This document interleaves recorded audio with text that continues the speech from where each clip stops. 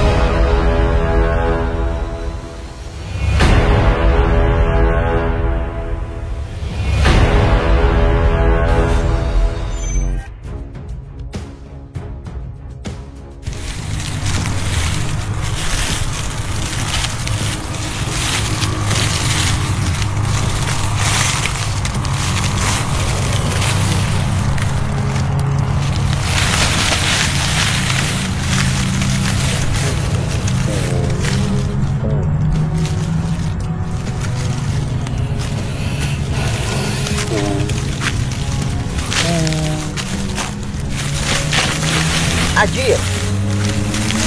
Jadi nyerang nanti segitu sih itu mah.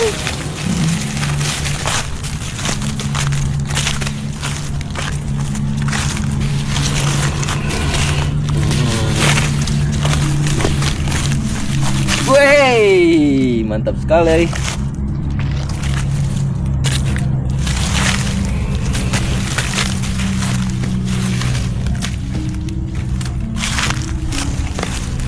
Tapi langsung anteng oh.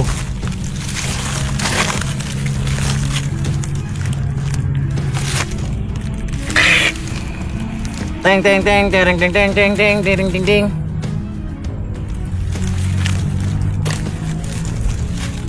Oh.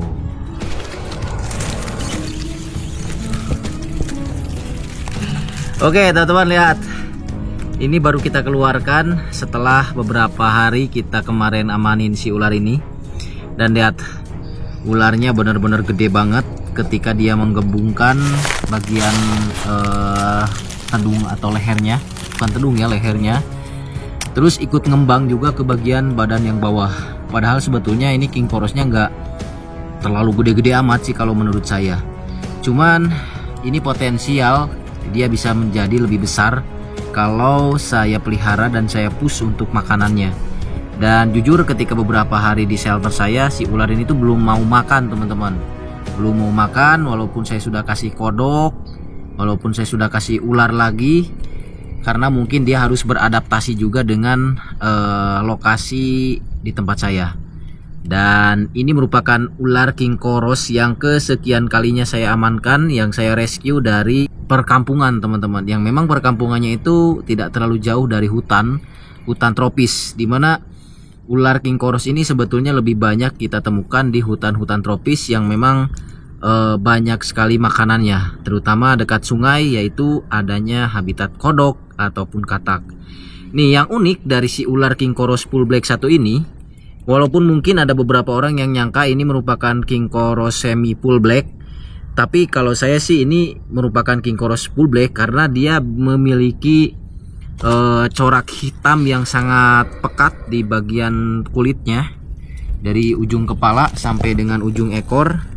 Dan yang saya bikin anehnya lagi, si king chorus ini tuh teman-teman, walaupun saya temukan di alam, dia memiliki luka alam yang hampir rata-rata ular king chorus saya temukan ujung ekornya itu luka teman-teman, tuh seperti itu. Jadi itu ujung ekornya entah memang karena predatornya, karena kan predatornya itu bisa saja kayak biawak teman-teman, terus ada kemungkinan ular king cobra, tapi sepertinya ini tuh merupakan apa ya, teknik pertahanan si ular king chorus ini gitu teman-teman ketika di alam. Karena kalau dia lagi bener-bener marah, karakternya itu dia sambil nyepret-nyepretin si ujung ekornya itu, kemungkinan sih bisa dipakai buat ngindarin predatornya gitu teman-teman. Dan rata-rata king chorus yang saya temukan ujung ekornya itu seperti itu. Dan yang lebih luar biasanya lagi, king chorus ini punya keunikan dari segi mukanya dan matanya teman-teman. Kalau mata yang sebelah sini ini normal, rata-rata king koros matanya itu keluar. Tetapi kalau yang di bagian sebelah sini, anjir, matanya itu lebih ke dalam teman-teman. Nih, lebih cenderung ke dalam. Dan dia kayak semacam mau shading. Mungkin ya mau shading, kita belum tahu juga nih. Mau shading sehingga matanya agak sedikit abu-abu kayak gitu teman-teman. Dan ini mukanya serem banget asli sih. Tuh. Wow. Nah, kalau misalnya si king koros ini berjodoh dengan saya pelihara, kemungkinan dia bakalan jadi gede gitu teman-teman, bakalan semeg gitu. Karena kalau ngelihat dari tubuhnya tuh, lihat ini, anjir, ini gede banget asli sih itu. Tapi kalau lagi nggak ngembang, kecil gitu teman-teman, biasa aja. Wow, ini keren sih asli, king koros Pias carinata. Nah, saya juga ini mungkin sudah ada berapa tahun ya, setahun lebih lah mungkin teman-teman. Sebelumnya kan saya juga sempat ngerescue tuh ular king koros yang masuk jaring. Nah itu tuh sampai saat ini masih ada, masih hidup, dan sering saya bawa juga kalau ngonten. Dan emang saya pelihara, saya kasih makan dengan cukup rutin. Akhirnya tubuhnya cukup lumayan besar juga teman-teman. Cuman kalau yang itu karakternya masih lumayan preman, masih lumayan alami walaupun sering saya interaksi. Tapi karakter alaminya itu nggak hilang-hilang. Beda lagi sama ini, entah udah baru beberapa kali aja saya keluarin. Memang awalnya sering nyerang, tapi kesini dia semakin jinak kayak gini, anteng malahan tuh, lihat kayak gini.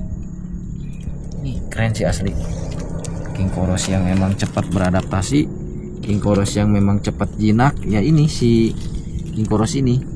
Dan kita kasih nama aja si king koros ini si Godzilla. Anjir, Godzilla. Si Godzilla, kita kasih nama Godzilla. Mudah-mudahan dia makannya cepet gitu teman-teman. Mau makan, beradaptasi dengan lingkungan di dekat saya. Karena suhunya kalau di daerah saya itu agak sedikit panas gitu. Beda lagi di tempat alaminya kan dingin.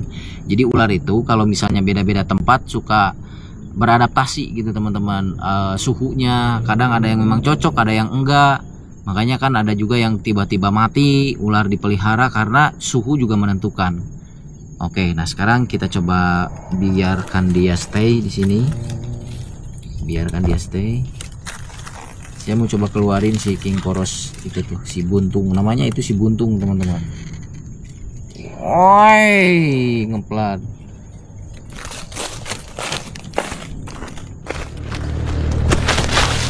Hai guys.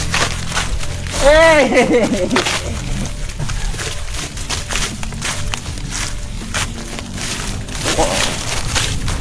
Dan ini karakter. Karakternya masih seperti ini teman-teman. Tuh. Hey, no.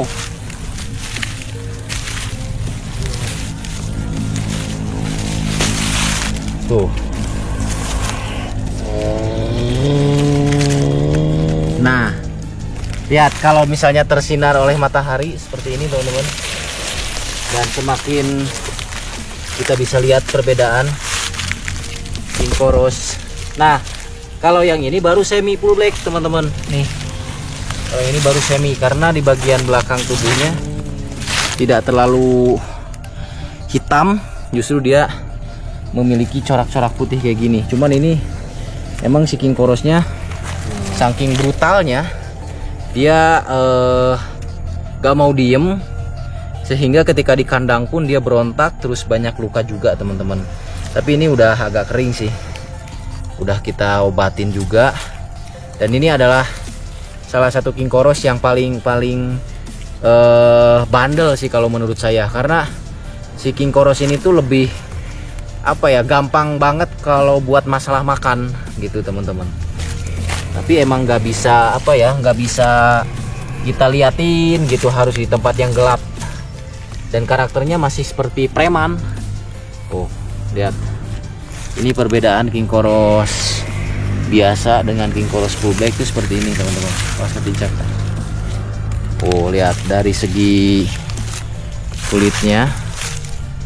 Oh, kalau dari segi kepala, nya anu full black mah sigana rek shadingnya. Tuh, lihat teman-teman.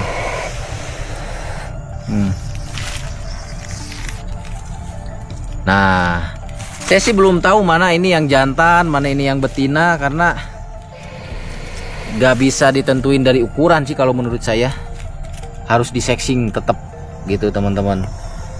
Jarang sih ada orang yang mau ngebreeding king chorus sampai dengan dia bertelur, sampai ke telurnya menetas, itu jarang banget. Ada, masih ada, cuman jarang gitu teman-teman. Mengingat si king chorus ini tuh salah satu raja colobrid yang tidak berbisa tapi memiliki ukuran tubuh yang hampir bisa menyamai king cobra, karena ukurannya bisa sebesar ini. Tuh, ini saya pegang, perbedaannya kelihatan banget. Jadi yang ini full black, yang ini semi full black.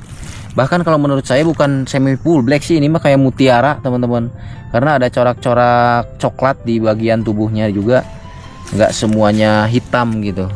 Tuh. Ini biasanya mah sok daikeun anu kawin dikieun eta. Oh. Nih lihat teman-teman, 2 king chorus hasil saya Oh, ini nih lihat. Nih, ini bekas dulu kena jaring kan nih. Lukanya masih ada, bahkan ini udah setahun lebih kan sebetulnya, tapi masih ada lukanya. Wow. Gila. Wow.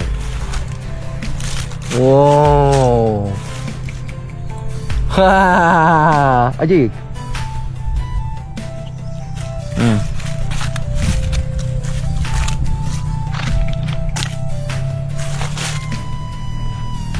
Udah, ini mah kita keep pokoknya si king chorus full blacknya teman-teman. Tinggal PR-nya kita cari pakan maksudnya. Lebih banyak ular yang ada di rumah, lebih pusing kalau menurut saya buat cari pakannya, karena pakan itu nggak selalu setiap kita cari itu ada. Kadang-kadang dapat, kadang-kadang enggak. Susahnya kayak gitu. Syukur-syukur kalau di kota kan makanannya kayak kepala ayam, terus tikus putih. Kalau di kampung mah kan susah, nggak ada yang jual-jual kayak gitu. Jadi kita harus cari pakan alami kayak kodok, katak, dan lain sebagainya.